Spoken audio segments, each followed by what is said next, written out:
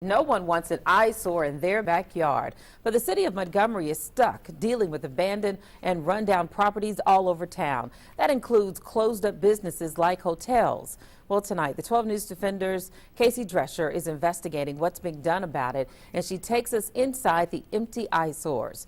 Kacey is live now from one of the most notorious abandoned hotels in town. Kacey?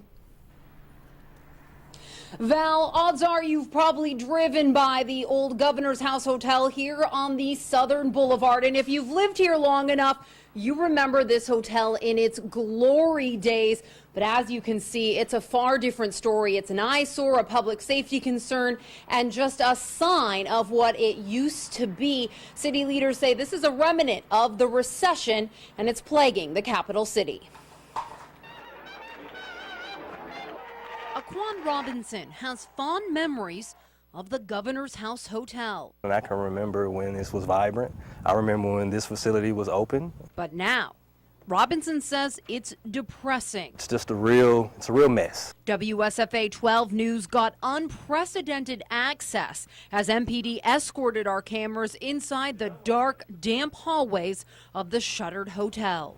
Milled and molded. There's shattered glass, insulation strewn everywhere, and evidence homeless people are living inside. At the end of the day, we have law enforcement obligations and responsibilities for that particular area, and it will become a crime-infested area. It's a concern echoed by Robinson and other area business leaders who are trying to help revitalize the area. Mainly people would like to think just things torn down and have a green space, maybe a community park, community garden type of deal. But again, you run into figuring out who owns it. The problem? Technically, the state now owns the hotel. The Governor's House is for sale. The Department of Revenue has possession of it due to unpaid property taxes. So the first bidder with $166,000 can take possession of the Governor's House Hotel. State Revenue Commissioner Julie McGee says the hotel is valued at over $1 million.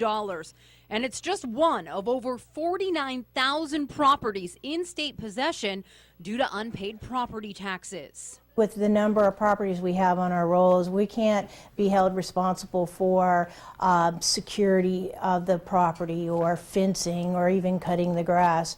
But the law does allow for a city or a county entity to take care of the property, send me the bill, and when the property is redeemed, they will be reimbursed. So the Governor's House is now inherently a public safety issue for the city. That doesn't shun us from what responsibilities we do have. But when you look at the big picture of what we deal with on a day in and day out basis, we have more than just the Governor's House. And doing the bare minimum is not simple or cheap. Fencing it in or boarding it up pushes probably somewhere in the neighborhood of $15,000 to $1,000 just to try to get a fence put around something such as that. And then the problem's still there. Demolition isn't an economical solution either. When you see these apartments or you see these hotels, they're owned by somebody.